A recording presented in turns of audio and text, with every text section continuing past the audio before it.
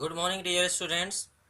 I am explaining you chapter number 6 of the prose, Women's Education. Its writer is Dr. Sarvapalli Radhakrishnan. Today I am explaining you summary of the chapter.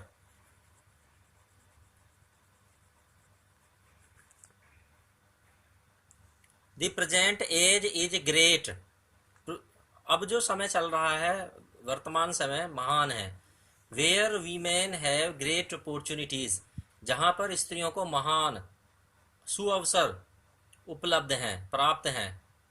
In social work, सामाजिक कार्य में, public life, सार्वजनिक जीवन में, and in administration, और प्रशासन के क्षेत्र में.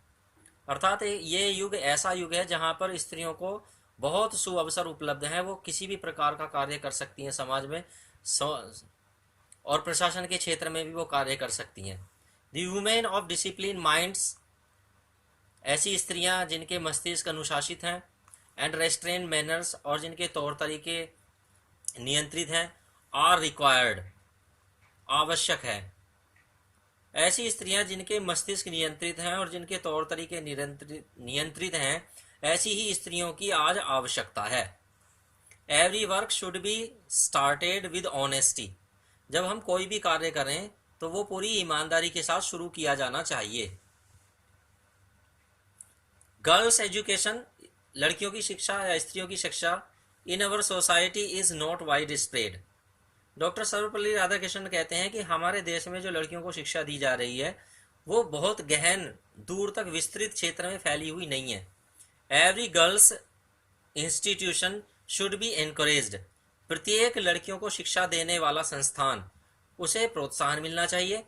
एंड रिकॉग्नाइज्ड, और उसका पंजीकरण किया जाना चाहिए. The knowledge should be deep, और जो संस्थान शिक्षा दे रहे हैं, जो ज्ञान प्रदान कर रहे हैं, वो गहनता में होना चाहिए, वो ज्ञान गहन होना चाहिए.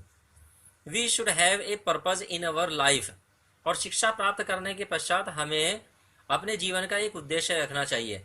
And we should work for it, और उस उद्देश्य की प्राप्ति के लिए ही हमें कार्य करना चाहिए. Education should make you learn and skilled, education या शिक्षा ऐसी शक्ति है जिससे आप विद्वान और बुद्धिमान, कौशलमान बनते हैं. The purpose of life should be according to your present requirement, जब शिक्षा प्राप्त करने के पश्चात आप कोई उद्देश्य लेते हैं, चुनते हैं, तो वो उद्देश्य आपके वर्तमान समय की आवश्यकताओं को ध्यान में रखकर होना चाहिए, उन्हीं के अनुसार होना चाहिए. Education gives you sense of understand, शिक्षा आपको ऐसी शक्ति प्रदान करती है, ऐसी समझ बना देती है, आपको सोचने और समझने की शक्ति दे देती है. What is wrong and what is right, कि क्या सही है और क्या गलत है. The old purpose may not be proper in present age, जब आप उद्देश्य चुने तो उसका ध्यान रखें कि वो वर्तमान समय के अनुसार हो. पुराना उद्देश्य हो सकता है आज की एज के अनुसार, आज के युग के अनुसार उपयुक्त ना हो, इसलिए पुराना उद्देश्य चुनने से पहले ठीक प्रकार सोच लेना चाहिए. आज की आवश्यकता के अनुसार ही उद्देश्य चुना जाना चाहिए. In our culture every work is started with our hymns, हमारी संस्कृति ये रही है कि हम जब भी कोई कार्य शुरू करते हैं तो हम अपने मंत्रों के साथ शुरू करते हैं.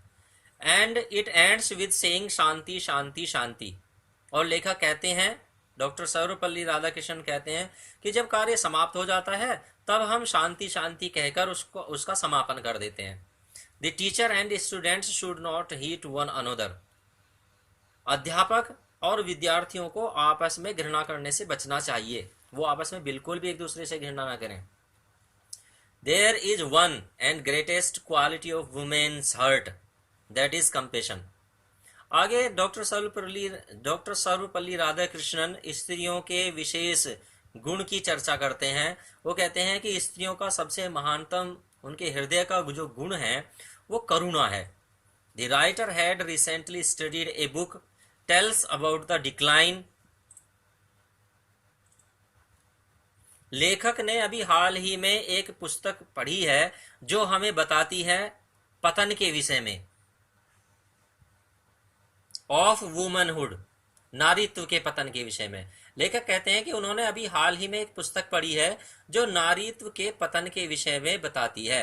It was due to the decline of compassion in women. इसकी वजह यह है कि स्त्री के अंदर दया की मात्रा में कमी आई, स्त्री में दया कम हो गई तो उसका पतन हो गया। If a person does not have compassion, आगे वो बात करते हैं कि यदि एक मनुष्य के अंदर करुणा नहीं है, दया नहीं है, ही इज लाइक ए नर पशु, तो वो एक पशु के समान है, मनुष्य के रूप में पशु के समान है वो, यदि उसके अंदर करुणा नहीं है। अवर great classics should be studied. आगे वो कहते हैं कि हमें प्राचीन काल से कुछ पुस्तकें मिली हैं उपहार में, उनका अध्ययन किया जाना चाहिए। And we should communicate with great minds, क्योंकि जिन पुस्तकों को लिखा गया है उनके लेखक महान मस्तिष्क वाले थे, बड़े विद्वान थे, और जब हम उनकी पुस्तकों को पढ़ेंगे तो हम उनके साथ कम्युनिकेट करेंगे, बातचीत करेंगे, उनके विचारों को जानेंगे। It moulds the character of a man, तो इससे मनुष्य का चरित्र बनता है, इससे मनुष्य के चरित्र में विशेष बातें आती हैं और वो विकसित हो जाता है। In an Upanishad there is a question. अब जब उपनिषदों का अध्ययन किया जाता है तो एक प्रश्न उठता है, what constitutes the essence of good life, के अच्छे जीवन का सार क्या है। एंड द टीचर रिप्लाइज, और अध्यापक उत्तर देते हैं, दैट देयर आर दम दान दया, के हमारे अंदर दम होना चाहिए, आत्म संयम होना चाहिए, दान हमें दूसरे लोगों की धन इत्यादि देकर मदद करनी चाहिए, दया हमें दूसरे व्यक्तियों की मुसीबत के समय करुणा दिखाकर उनकी मदद करनी चाहिए। Constitutes the essence of good life, अच्छे जीवन का सार बनाती हैं, इन्हीं दम दान और दया से ही अच्छे जीवन का सार बनता है। In Ramayana where Lakshman goes to forest with Ram. अब एक और कथन, एक और कहानी आती है बीच में रामायण की, वो इसका एग्जाम्पल देते हैं लेखक कि जब रामायण में लक्ष्मण अपने भाई के साथ वन को जा रहे होते हैं, हिज मदर टेल्स हिम, तो लक्ष्मण की जो माँ होती हैं सुमित्रा, वो उनको बताती हैं, उन्हें सलाह देती हैं, to think Ram as his father, कि राम को वो ऐसे सोचें जैसे कि उनके पिता हैं दशरथ, जैसे कि उनके पिता दशरथ हैं, राम को वो ऐसे माने। Sita as his mother Sumitra, और सीता को वो अपनी माता मेरे समान अर्थात सुमित्रा के समान जाने, अर्थात सीता को वो अपनी माता समझें। And forest should be thought as Ayodhya, और वो वन में जो जा रहे हैं उस वन को ऐसे समझे जैसे कि वो अयोध्या में ही हैं। Our great classics are full of such kinds of moral stories. अब बात की गई थी कि ऐसे उपनिषदों को, ग्रेट महान ग्रंथों को पढ़ा जाना चाहिए, तो इससे लाभ क्या होगा। तो लाभ ये होगा कि ये महान ग्रंथ हमारे अंदर इस प्रकार की बहुत सारी नैतिक शिक्षाओं को भर देंगे। इन कहानियों से हमें प्रेरणा मिलेगी, बहुत सारी नैतिक शिक्षा हमारे अंदर आएगी, हमारा चरित्र विकसित होगा। गिव अस गुड वीमेन, हमें अच्छी नारियां दें। We will have a great civilisation, तो हमारी सभ्यता, एक महान सभ्यता हमारे पास में आ जाएगी, हमारी सभ्यता महान बन जाएगी। Give us good mothers, we will have a great nation, यदि हमें अच्छी माताएं मिलेंगी तो हमारा देश महान बनेगा। एजुकेशन फुलफिल्स अवर सो मैनी एम्स, शिक्षा हमारे बहुत सारे उद्देश्यों को पूर्ण करती है। The people should be given the knowledge of the world, लोगों को संसार का ज्ञान दिया जाना चाहिए। साइंस, हिस्ट्री एंड जियोग्राफी, विज्ञान का ज्ञान दिया जाना चाहिए, इतिहास का ज्ञान और भूगोल का ज्ञान उन्हें दिया जाना चाहिए। They should be given some technical skills to earn their livelihood, और इसी ज्ञान के साथ साथ उन्हें कुछ तकनीकी ज्ञान की शिक्षा भी दी जानी चाहिए ताकि वो अपनी रोजी रोटी कमा सकें, अपना विकास कर सकें।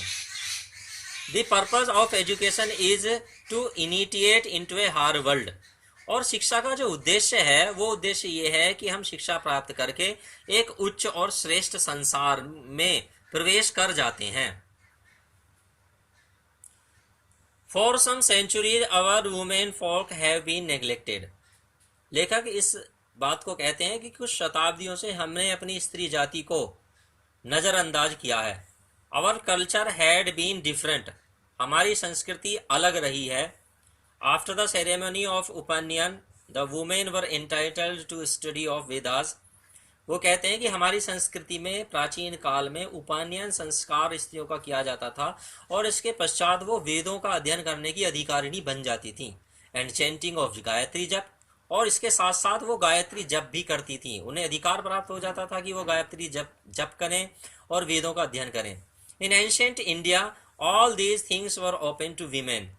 प्राचीन भारत में स्त्रियों के लिए समस्त चीजें ओपन थी, खुली हुई थी, मुक्त थी, स्त्रियां जो चाहे कर सकती थी।